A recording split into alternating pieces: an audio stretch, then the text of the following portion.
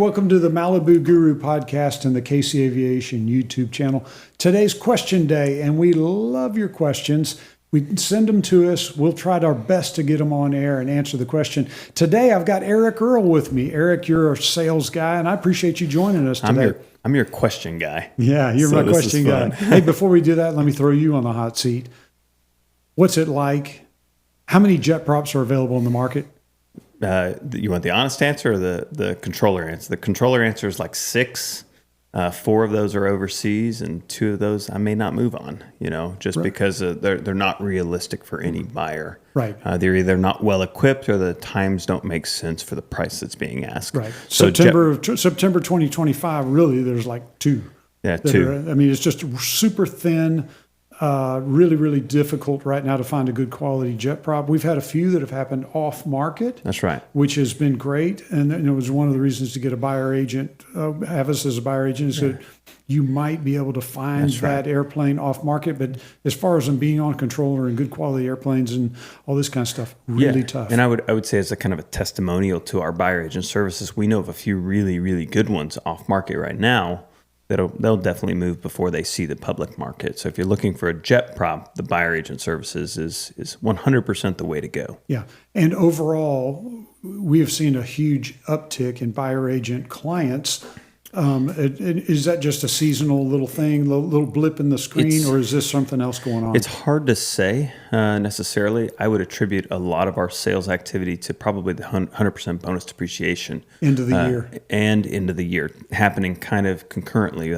Happened a couple months ago for the approval of the 100% bonus depreciation. We saw a very quick tick of, hey, I need to spend some money, or hey, my accountant said I could spend this before. Now I can spend this, and those numbers have drastically increased. Yep. And so it's kind of several different things leading to increased activity. But definitely the market's hot right now. And market's hot. There's a lot of buyers and not a lot of inventory. It's a good time to sell an airplane. Good time, yeah, great time to sell an airplane. The inventory is definitely dwindling. We're buying TBMs and PA-46s and stuff right now, and all of the available aircraft are getting lower and lower. So if you want to sell, definitely get in before the year's end. Yeah, it's time. If you want to buy or sell an airplane before the end of the year, you're a little late for the game right now. You need to jump in today. Start yesterday. Yeah, because, from where we own a KC Aviation Services, a maintenance facility, we're booking November, December right now, which means if you want to pre-buy before the end of the year, you're late. That's right. And Christmas is coming. And bottom line, you want to buy an airplane, you want to sell an airplane before the end of the year, get busy. That's right. You either start now, get an inspection, or you take a little risk and have to take something as is if you need to do it in this calendar year. That's right. You will take a lesser pre-buy or have there's going to be something that's not going to go your way. That's right. The more close you get to the end of the year. It's time. If you think it's your day, it's your time, it's your year to spend that money, do it.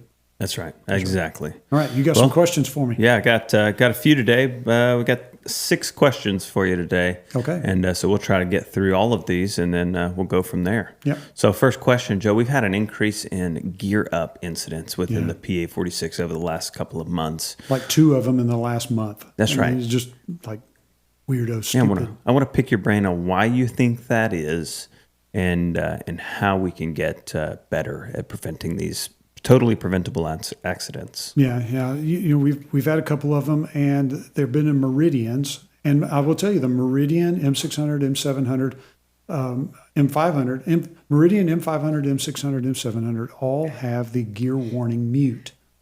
And this is the problem, is that people are pushing that stupid gear warning mute. When if you're below 5,000 feet above the ground, it's 10,000 feet if you're in Colorado, but you're below 5,000 feet, don't push that button. There are configurations where you can't silence the gear mute. That's right. But you have to meet those configurations. And this brings us to the next one, which is don't land a PA-46 unless you're in 20 degrees or greater on the Meridian M500 JetPROP Malibu Mirage Matrix, or in the M600, M700, land with it in land, meaning the second notch. Just don't do it. And the reason why is when you go to 20 degrees of flaps and the gear's not down, you will get an audio and a light that you cannot cancel. That's right. Okay. Everybody needs to land these aircraft. I teach, the way we teach is that you land with 36 degrees of flaps in the Malibu Mirage Meridian JetPROPs matrix, and land for the M600, M700. And the reason why is you get the gear warning the noise, the audio and the light that comes on that you cannot cancel. But what we're having is people not go to 20 degrees, not go to land in the flap settings, which activate this, and then they're forgetting to put the gear down, and then they're landing the aircraft. There's like this thing, it got out in the marketplace, I don't know, 4 or 5 years ago, of don't land your PA-46 with flaps. And it's a bunch of hogwash. All of the PA-46s, you should land with full flaps as your normal, everyday, go-to thing, full flaps. That's it. There's not a bad flight characteristic. There's nothing here that's weirdo and wrong. Like it doesn't fly good in this flap configuration. They fly great in this flap. So land with full flaps as your go-to. Now, there is a place where you could say, well, I got a big, gigantic crosswind. I personally think that that's a bunch of hogwash in a PA-46 world too. And the reason why is they land great with full flaps, even in a strong crosswind. Mm-hmm. You don't need to go with lesser flaps. Certainly not 10 degrees of flaps. Certainly not no flaps, unless you got a flap problem. Now, and that was a whole other thing if you got that going on. Bottom line, land the airplane with 20 degrees of flaps or more, full flaps preferred, and landing flaps in the M600, M700, because you get a gear warning that you cannot cancel. And let's talk about how that system operates. So when you begin a descent, you pull your power way back. There's a pressure switch of some sort. Well, it's not a pressure switch. It's a position switch. A position switch within the throttle quadrant. That's right. that gets touched or something. Basically, it's a connector that comes back right. and makes a connection. And if you don't have 3 green lights, you're getting a gear warning, which you can cancel. That's right. So at 28,000 in a meridian, when you're beginning a descent, you're probably going to mute that thing because it's annoying for 20,000 feet of descent. Right. That's right. But once you set up for configuration, well, let's say it differently. Below 5,000 feet in the traffic pattern, anywhere where you're around, like you're about to put the gear down for an approach or anything, don't mute that thing. Don't mute it. Set the power lever in a place where it's just above it, so that if you pull it back, you get the audio tone again. Right. That audio tone's your friend. That's right. That's right. And let me say this as well: the 2 incidents that we know of, we've done our research into talking with them. We know some things about it. Most of the time, it's a very short flight. It's a flight, not very long at all. The pilot gets out of rhythm, meaning that they're like a long flight. It's easy on a long flight or short flight, you have the same amount of stuff you got to do. That's right. The same amount of button pushes. But on a short flight, all that happens in a much shorter time, and it's much easier to get out of rhythm, get out of a place. And what's happening on these, there's short flights where people are just forgetting. That's right. That's all there is to it. And I have a similar experience, and it was without incident, but just things happening rapidly. Bellingham, Washington to Vancouver, British Columbia. Yeah. It's like 5 miles or 10 miles. It's very, very short, and you have about 10 seconds. You take off, you get a U.S. squawk code, you change over in 10 seconds to a Canadian squawk code, you talk to different controllers. It's things are boom, happening boom, boom, super, boom. super, super fast. It's very easy to miss something if you're not using what? Got to use the checklist. I know you love it. So let me tell you a cool, or not a cool story. It's a terrible story, but it's a pilot one time that took off from Hopkinsville, Kentucky, and flew to Outlaw Field in Tennessee. We're talking about 8 miles, and he took off at it was a long time ago. So I'm not going to throw any pilot under the bus here, but he took off on this short flight where he's going to pick somebody up. 10 miles to go, 8 miles to go. I mean, there's nothing. It's a little old short flight at 4 a.m. And got to the airport because he had a business meeting at 8 o'clock or something. Took off, flew over there, was perfectly still and smooth. And so what he thought was, I'm going to grease my landing. And in the doing of greasing the landing, he just thought, I'm going to go with no flaps. And I'm going to carry a little power into the landing flare to really grease this landing.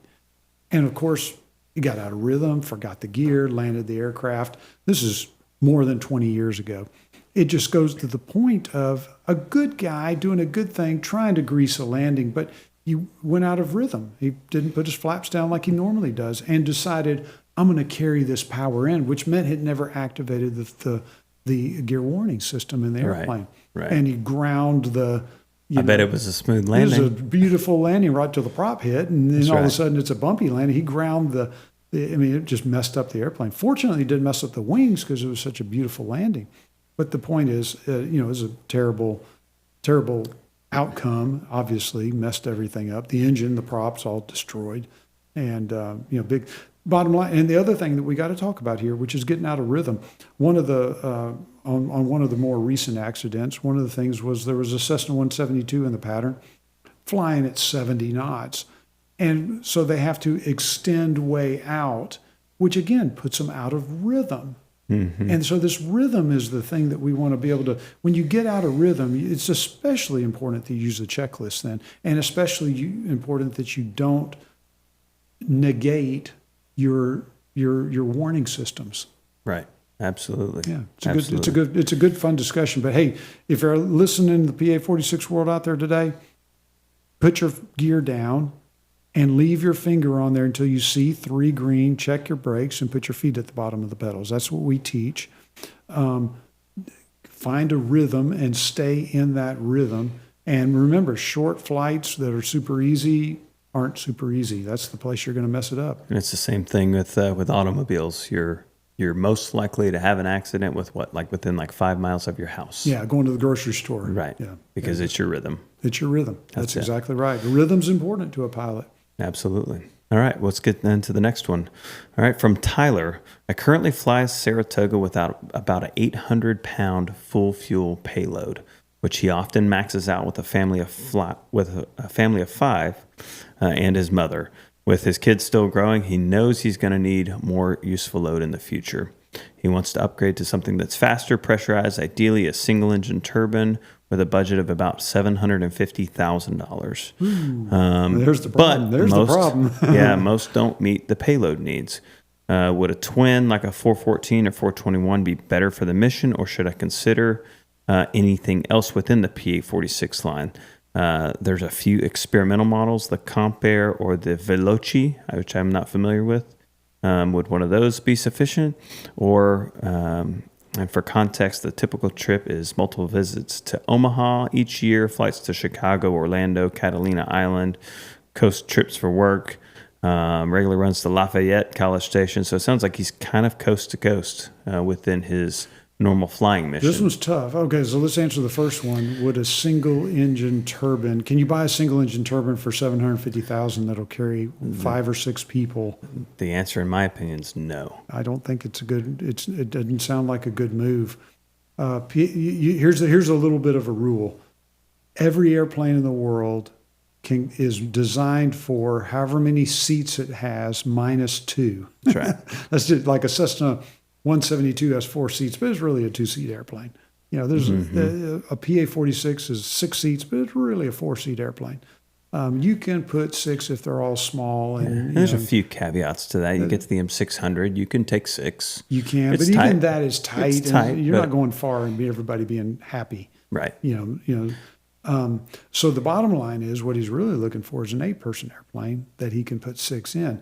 Cessna 300 series, 400 series, a fine airplane with lots of maintenance involved.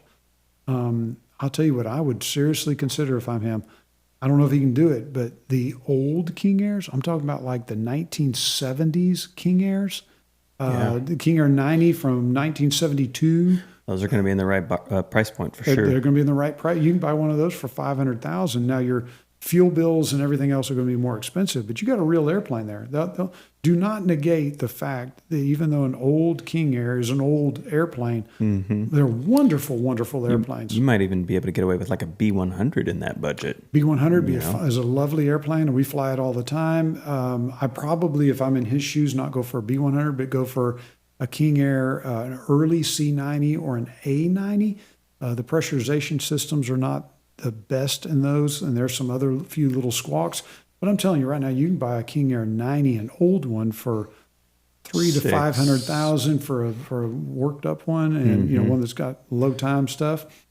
And now your operation costs are going to be more expensive. But if I'm in his shoes, I'm going for something like that. The bottom line is, you look at the TBMs, 750 won't touch it. You go for a JetPROP at 750, you can buy it, but I'm not loading up 6 people in that thing. That's just bad juju there. Piston PA-46, maybe. You get a Parker Hannifin style Malibu. You could probably do the job. A Mirage, you could do the job, but you're not going very far. Mm-hmm. He's in a real time. I mean, that 5 or 6 people, full grown, and the kids are getting bigger. Yeah, and really what you have to look into is your future maintenance costs, because if you go twin piston, your maintenance costs are going to be lower than if you go twin turbine. But I think I'd rather sit behind the turbines with a family of 5 or 6. Me personally, if I could buy a Cessna 300 or 400 series or an older King Air, I'm going older King Air. That's right. Maintenance will be more, but it's a far more capable airplane. Far more capable and faster and climbs better and has just a lot. I'm not dogging the 300 and 400 series, except for the fact that you got 2 piston engines that are asking a lot. You got 12 cylinders, complex systems, great airplane, but they come with a maintenance bill. Oil change every 25 hours at 600 a side, Right. It happens fast. Happens fast. Those, I'm telling you, those old King Air 90s are not sexy. They're not flamboyant. They're not the greatest airplane in a lot of respects, but they are a great airplane for somebody with a $750,000 or less budget. Sure. All righty. Next question comes from Justin. One challenge for new pilots in pressurized turbine aircraft, especially the JetPROP, is managing descents.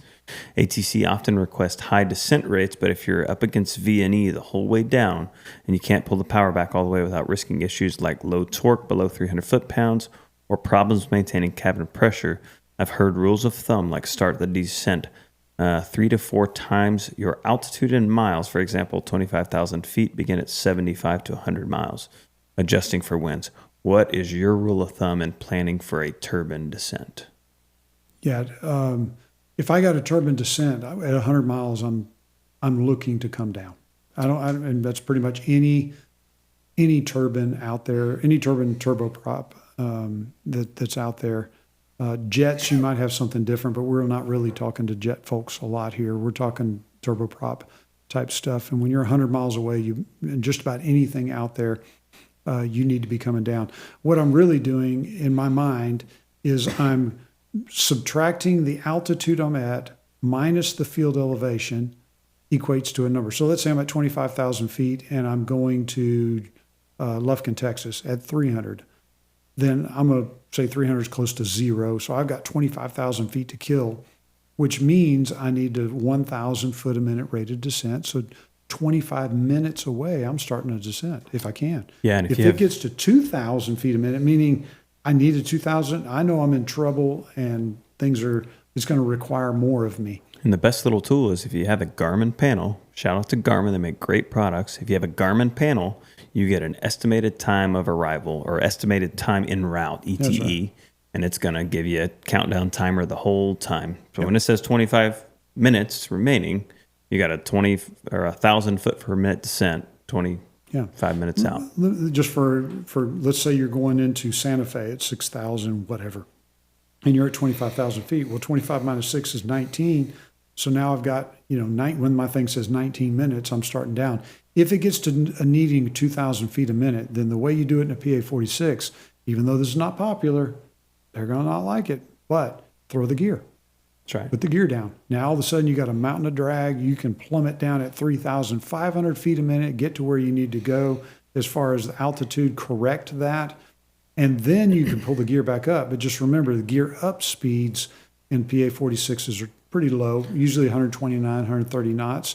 So get it below that speed, pull the gear up, and then go back down again. And I think that's the answer to the V&E question on a JetPROP. When you have to descend quickly, add drag. That's right. And you will not be at that 172, I believe it is, in the JetPROP V&E speed. Right. In all the PA-46s, the turbines, most of your pilots are going to pull the power back until the igniter light comes on with the igniter in the auto position. And that's kind of like a known place to put the power lever. The other one is you pull back till you get the gear warning, like in a JetPROP where you don't have a cancelable gear warning. You pull the power back till the gear warning comes on, can't cancel it. So you bring your power lever up just a skosh, a hair, and it will turn that gear warning off. That's kind of the place that's your happiest being. And if you need more, throw the gear. Great. I think that answers that. All right. Next question comes from John, 63-year-old healthy private pilot flying BasicMed. Currently in an RV-8, but considering a more comfortable all-weather capable machine for travel, possibly a turbine, is it unwise to pursue a turbine given the 18,000-foot altitude limit under BasicMed? Is there any way to undergo a trial FAA medical exam to ensure they would pass me before committing, since failing would prevent him from flying at all under BasicMed in the future? Okay, so two questions really are going on here. Should you consider a turbine or a piston under BasicMed? And my answer is absolutely. We just got through doing all the BasicMed. They just got Mosaic is out. Right. There's a plethora of airplanes that are out there that are available for BasicMed. They've realized that pilots with BasicMed have virtually identical crash rates, problem rates that with somebody with a medical right now. And so they have just overhauled the whole system. EAA, AOPA were intimately involved. Kudos to those two organizations. Yeah, to we just lead the charge.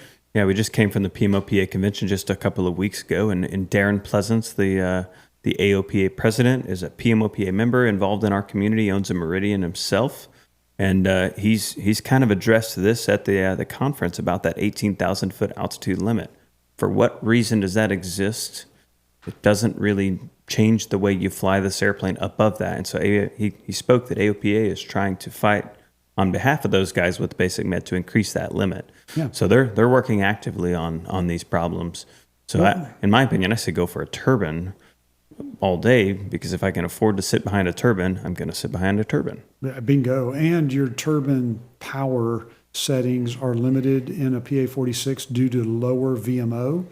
So you're not going to burn that much fuel. If you're in an airplane like an M600, M700, you could be at 180 and just, because your VMO is so high, you can give it all the gas, and now you're just garden hosing fuel into your engine. But most people are not going to do that. They're BasicMed. Most people, even if you're flying M600, M700, you're going to have a lower power setting. JetPROP Meridian, you're absolutely going to, because you're going to be speed limited. And the fuel burn's just not that high. The problem is your true airspeed is going to be lower, still not lower. I mean, you get in a JetPROP and you can run around at 225 knots at 180-ish, something like that. That's still great. And it's just wonderful. One more little shout out to Darren Pleasance. He has just showed up everywhere. I mean, this guy he must hit every OPA. I mean, I've been to the Warbird conference, the PMOPA conference. I've been to Oshkosh and the Texas, believe it or not, I'm on the Texas Aviation Advisory Board. And so we had an airport, basically all the airport managers get together, and I'm part of the council that gets to go to that. He shows up to that. I mean, the guy's just all over the place, which is great. It's nice to have AOPA well represented. I mean, I don't think he's been in the office since he got in office. You know what I'm saying? He's traveling a lot. Anyway, it's great to have him in our community. Long-time Meridian guy. And I've sat down and talked with him, as have a couple 100,000 other people. So it's not like I have any end to Darren Pleasance. But I'm really happy to see him showing up everywhere. He's been real active. It's good for AOPA. It's good for us. The second part of this has to deal with a medical situation. And that is, should you go take a medical and take the risk of doing this? The quick answer is you need to know your medical situation prior to going to any medical. That, in other words, I'm definitely, if I've got something out there that I'm a little bit weirded out about, I'm calling an AME and talking to them on the side. I'm doing my homework to find out if I've really got something that's going to show up. If I do, no, I'm not going to see an AME, I'm going to get that problem fixed with a professional. Now, having this been said, you go see any professional, you have to release that data on an FAA medical to the FAA. You can't go see a non-FAA guy and then not tell the FAA when it comes time to you applying for a medical. If you don't apply for a medical, you don't have to report that to the FAA. So it's a real quandary right there. The key is know your AME. A relationship with an AME is something that's just absolutely critical. But if I've got a known thing out there in my medical history, I'm not just bebopping into an AME's office unannounced or unprepared and say, what do you think about this epileptic seizures I've been having lately? It's not going to go well. And if you want a lot of good data, Joe talked quite a bit about his AME process and medical process, getting your medical back. It's a very similar situation when you had your heart attack. So go back and listen to those episodes where Joe discussed that. Sure. Absolutely. A relationship with your AME, that's what the FAA wants. They want the AMEs to be the grassroots advocates for pilots and to have that relationship. And your AME ought to know your name. Absolutely. All right, let's get to the next one. This is from Jason. I saw a 1988 JetPROP listed on controller with a 1,460-pound useful payload. Yeah. One of the highest in the fleet. Is it realistic, and how does it compare to your typical JetPROPs? So I think we ought to start this with the two ways that weight imbalance can be calculated. One is with scales, and you take the actual weight of the airplane with a known fuel quantity. You reweigh the airplane. Reweigh it, empty or full. And you know the fuel quantity that it will hold, and then you take that against the max gross, subtract it, and you got your answer.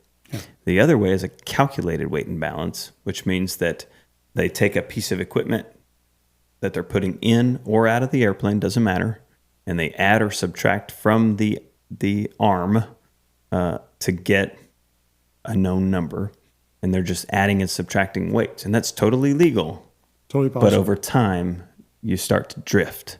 And I would bet that that's what's happened here is just over time, it's just been a calculated weight and balance, and it's drifted as they add or remove things from this aircraft. I've seen 50 entries in a weight and balance where they pulled out this and put in that and pulled out that and put in this, and all of a sudden the numbers start skewing and everything gets a little bit, and if it lopsides to any side, it's always going to lopside to the to a better useful load. So you end up with these 88 airplanes with a 1,450 pound. No, it's not a 1,450 pound useful load. That's right. Is it legally right? And the answer is sure. Go weigh the airplane. I bet you it gains 150 pounds. That's right. And one thing I will say, though, if you want the best useful load in the fleet, 86.5 to 88 are those airplanes. And the reason why is because they were lighter from the factory. They are. The newer airplanes are fancier, and the interiors got nicer, and the avionics got nicer from the factory. And as they started making these things nicer, they got heavier naturally. And so if you want the best useful load, that's your window. But I do think 1460 is artificially high for a JetPROP. Artificially high. Now let's go back to another discussion, because we've had some, with the crash in Yoakum, Texas, where dude loads up 5 people. There's 5 people in the airplane with bags, flies 800 nautical miles. The guy's so far over gross, it's ridiculous. But when the NTSB came out with their analysis, that's not they didn't even mention that. It wasn't even up for discussion because they determined that probably wasn't a contributing factor. The contributing factor in that accident was spatial disorientation. Right. And pilot is going to be it is pilot error.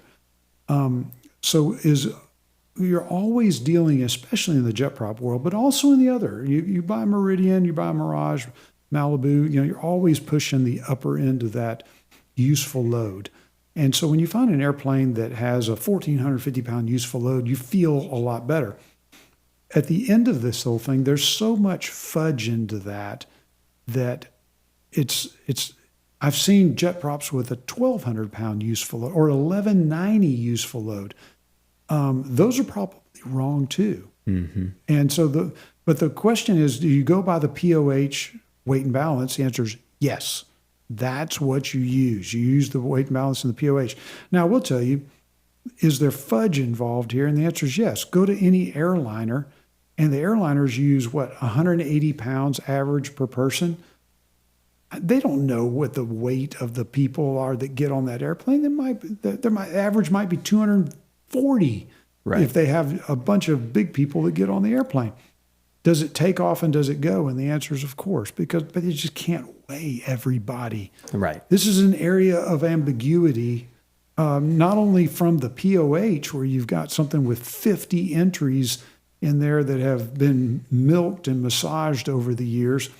It's a source of ambiguity, and it requires a pilot to be a thinking person and go, is this smart? Is this good? That's right. Do you buy a JetPROP with a 1,450-pound useful load thinking, I'm good to go? And the answer is no, you're probably going to do an avionics job, and then they're going to reweigh the airplane. You're going to find out you got a 1,250-pound useful load. Right. So be wise. When you buy a PA-46, don't let the useful load be a weight in which airplane do I go to. I'd rather have a 1,250-pound useful load JetPROP than a 1,450-pound JetPROP if one has all the avionics, interior, paint, engine time, pedigree of maintenance. All that is better over here. Just don't go buy that 1,450 because it's probably not right. Yeah, and if you're looking at JetPROPs or Meridians, your average JetPROPs is somewhere around 1,250 is pretty typical, and your average Meridian's somewhere around 1,600 to 1,650 depending on the year. So if you're looking at airplanes, expect that going in, and that's pretty normal. And you got to remember a JetPROP has less fuel than a Meridian, so that big useful load of Meridian, don't think, ooh, I get 300 pounds. No, there's a lot of fuel on there. That's exactly it. So it's either one of those airplanes, you're going to be operating in the upper end of your useful load, right, almost all the time, and you just got to get comfortable with that. That's right. All right, Joe, another question for you. What is one problem that you're seeing with our current insurance framework? Well, insurance has gotten a lot better here lately. We've got some game changers. I mean, insurance is plummeting in terms of cost. It's getting way better, and it's really because we have a lot of entrants into the insurance world. Just supply and demand. And we talked at the PMOPA convention with 5x5. I got a firsthand testimonial from somebody just yesterday operating in a TBM. Previously was $60,000.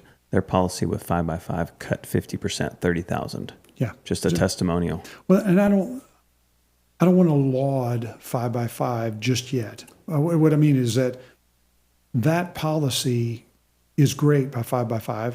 I'm sure. Yeah. Or that premium's great. Right. I assume the policy's great.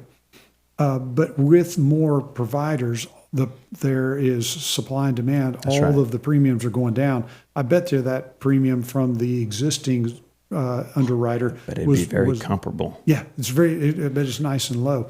It's just a great time. I'll tell you the things that you asked a negative. I'm going to give you a couple positives. Number one, there's a lot more insurance companies, underwriters out there that have entered into this space. That's great for us because now older pilots, pilots that are maybe have a ding in their past, or younger pilots that don't have just a gob of history are going to get favorable looks from this. Number two, insurance companies are using AI a lot now. Yeah. And AI, what that means is they're scanning your data on a sheet of paper that you give them. In other words, give them all the data you can because AI now uses that data to be able to figure out, is this a guy or a person, a girl that we want to insure? Right. And the more data, the better. The next thing they're doing a lot of nowadays is looking at your flight history. They're actually going on to FlightAware and going back and going, what's he been flying or what's the last flights? Are they flying repeatedly, super high approach speeds? Are they doing crazy? Are we seeing weird stuff? And if they do, they're not going to go for you. You know what I'm saying? Yeah. They're looking.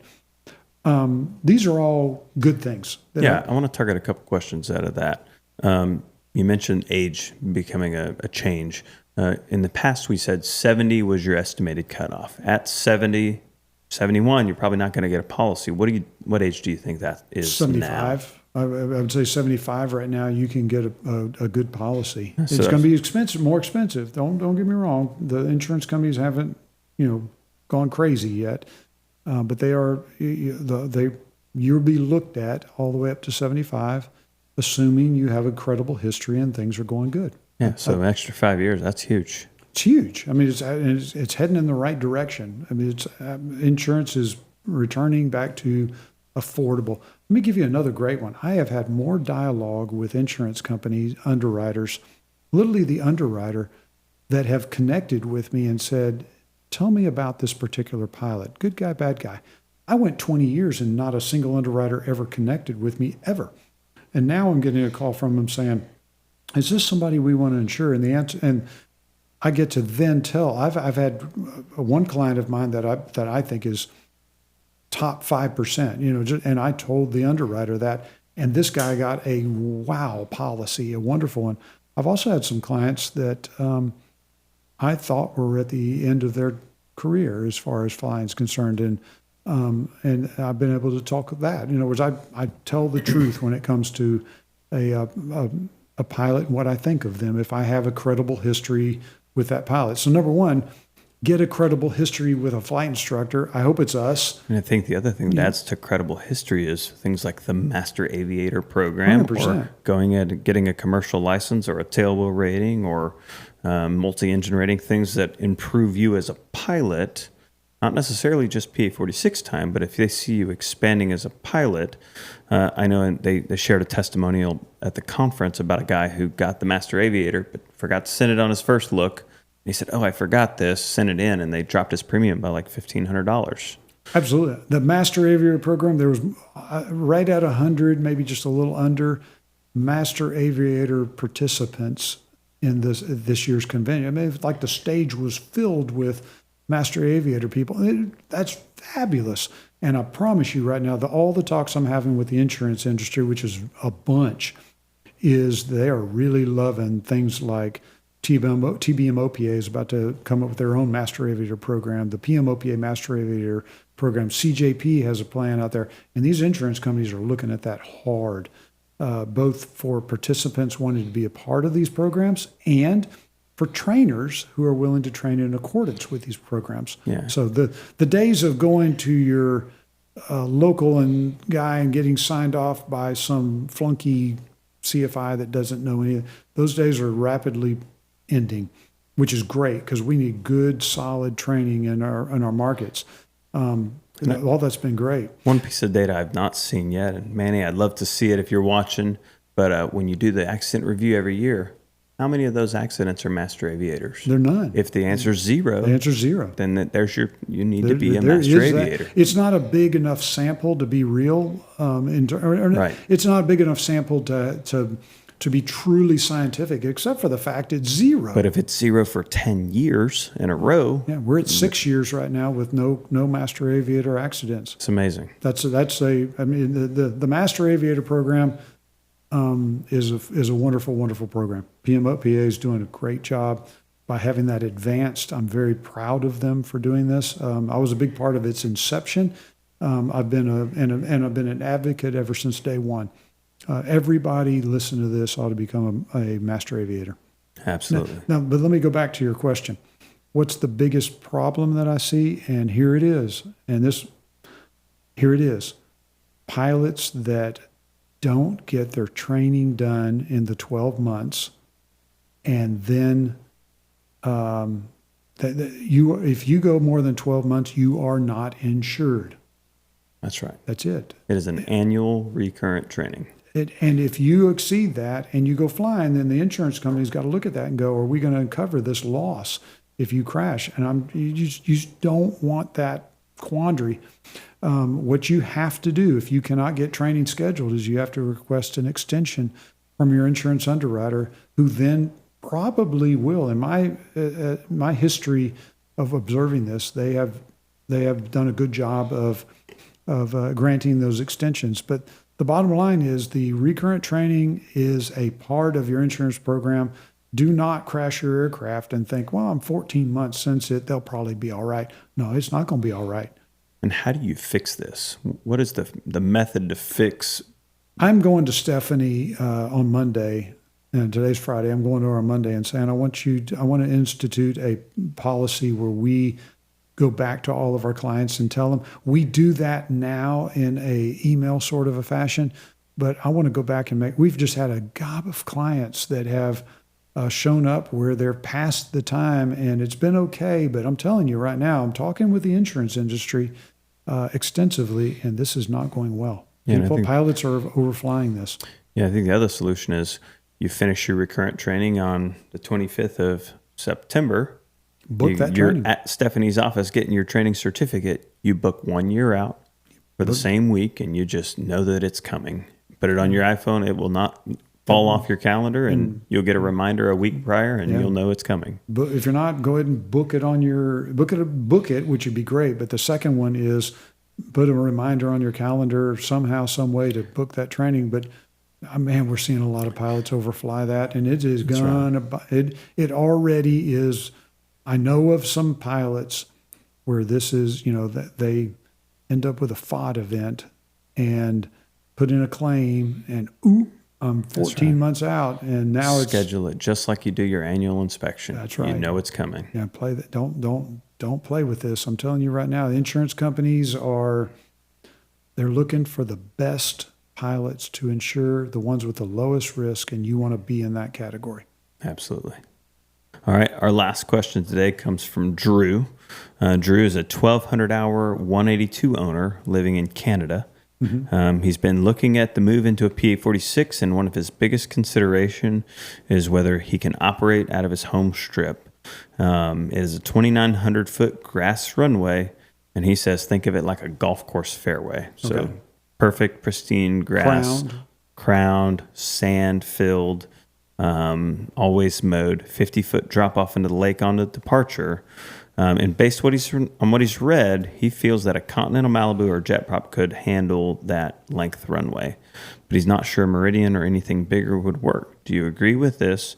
And which M-class models would you feel comfortable flying in and out of a strip like this? It's a long discussion. There's a lot of things here. Would I operate off 2,900 feet? The answer is sure. Yeah, absolutely. We got pilots that are operating off of 2,000 feet. But they have a prevailing wind that's predictable, like San Francisco. There's land is at a premium. There's a bunch of short field runways all around San Francisco, and we got PA-46s launching off all of them all the time. Now they're paved. So there is a factor in here, which brings to mind what would be the best airplane for his consideration. The answer is JetPROP. And the reason why is JetPROP has a lower footprint, meaning it has, for the footprint it has, there's less weight per square foot of tire on the grass, especially when you consider that front tire, because the front tire on a JetPROP's wider than all the other PA-46s. So if I were him, I'm leaning JetPROP all the way, putting a little extra nitrogen in my nose tire, and that's a great airplane as far as short field's concerned. You really want to make sure you know that grass strip well. The other one that would be a consideration here is an M600. M600 with the grass field nose gear. Right. Unimproved field landing gear. That's right. Yeah. And with that, when you talk about a great wing, you can fly that wing down slow and get a lot of weight because of the great wing, nice and slow. But a JetPROP, is going to be 4,300 pounds. M600 is going to be 6,000 pounds on about the same amount of footprint. Right, that's right. And so which one's better? JetPROP. Because I got 2,000 pounds less that's pushing down on that grass. Would I consider one of the other PA-46s? And the answer is maybe. Right. I would really like to see the JetPROP. And the Meridian has 1,000 pounds more than a JetPROP on a smaller nose wheel. And the piston quite version, a bit heavier too. 1,000 pounds more, at least, maybe 1,100 or 1,200 more. And if you look at the pistons, you've all got power problems, not problems, but just less just power. Underpowered for that need. JetPROP will jump off and land shore. It'd be a great airplane for that particular thing. Is it okay to land on the grass? And the answer is yes, meaning if you have a really good strip. It sounds to me like he's got a golf course strip. Of crowned, knows it well. Would I operate a JetPROP off there? You bet I would. And will insurance let you? You got to make sure they put it in your policy. That's right. And folks in Europe do it all the time. It's very common in Europe to have PA-46s operating in and out of grass. But again, it meets those requirements that you've stated. That's but right. So if you're doing the insurance thing, when you talk to your broker, make sure that they know where you're operating from. Right. They're going to ask the question, but just make sure that they know I'm doing this. Let me say one more thing about it. 100% of your landings and your takeoffs need to be on your A game. Right. This is not where you just bebop in there and, just bebop in there and have an approach where you're pretty close on speed, or you looked at the wind but not really. What's funny is I flew back my Cessna 182 from, I flew it back from Idaho back to Texas on an elk hunt. Had a great time. And I'm coming back and landing in Raton, New Mexico. And I listened to the ATIS, and I looked on my Garmin G750, got the winds and figured all that out, and figured I needed to land on, I forget, it was runway 20 or something. And as I came into land, it was like, man, I am fast. It just feels like I'm blazing. And in my mind, I thought, well, yeah, it's high altitude, high density altitude. I'm going faster because, that, and I clocked it in my mind is that was the case. And when I landed, I just thought, man, I'm blazing fast. I look over at the windsock. It's pointing a direct tailwind. Ooh. I probably landed with a 17-knot tailwind, thinking I was on a 17-knot headwind, but the wind had changed. I mean, it just had swung around. There was storms not far away, and it was late in the day, and I was tired, and all the different things that occur here. My point is, it just didn't quite feel right. And you do that on a 2,900-foot strip, going off the you're end. going off the end of that runway. That's what I'm saying. I was not on my A game, because what I should have done is thought, man, I feel like I'm blazing fast. Let me do a go around, go figure out why. Right. Does that make sense? Because you'd have glanced over and seen the windsock and you should have flown right over the airport, looked at the windsock and said, okay, I'm going to do a left downwind or a right downwind, I'm saying, to pick my runway. Right. Instead, I just went with what I thought I knew. Trust the data. Yeah, exactly. But the data might have been expired. That's right. The data wasn't right. And so when I came into land, I landed, I guess I'm guilty in that respect, but I'm really guilty of not being on my A game.